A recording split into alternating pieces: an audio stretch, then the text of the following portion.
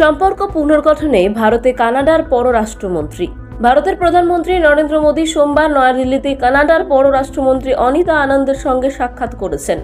দুই দেশের মধ্যে তীব্র কূটনৈতিক দ্বন্দ্ব কাটিয়ে রাষ্ট্রদূত বিনিময় পুনরায় শুরু হওয়ার পর এটি সবচেয়ে উচ্চ পর্যায়ের বৈঠক। ভারতের পররাষ্ট্রমন্ত্রী এস জয়শঙ্কর বলেন, গত কয়েক মাসে ভারত কানাডা দ্বিপাক্ষিক সম্পর্ক ধারাবাহিকভাবে অগ্রগতি দেখাচ্ছে। মোদির সঙ্গে আনন্দের সাক্ষাতের পর জয়শঙ্কর আরও বলেন, আমরা কানাডাকে দেখি একটি সহযোগী অর্থনীতি হিসেবে আর একটি উন্মুক্ত সমাজ হিসেবে, যা ঘনিষ্ঠ, টেকসই এবং দীর্ঘমেয়াদী সহযোগের ভিত্তি তৈরি করে। দুই দেশের সম্পর্ক 2023 সালে গভীর সংকটে পড়ে, যখন কানাডার অভিযোগ তোলে যে ভারত ভ্যাঙ্কুভারে একজন কানাডীয় শিখ নেতার হত্যায় জড়িত।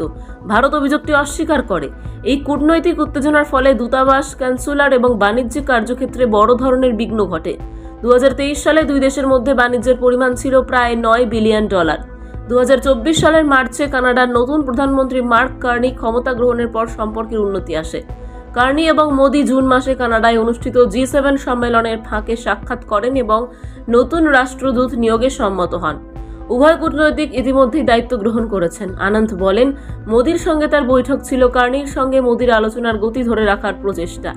তিনি সামাজিক মাধ্যমে লিখেছেন, আইন প্রয়োগ এবং নিরাপত্তা সংলাপ বজায় রেখে এবং অর্থনৈতিক সহযোগিতা বিস্তৃত করে কানাডা এবং ভারত তাদের সম্পর্কের নতুন উচ্চতায় নিয়ে যাচ্ছে।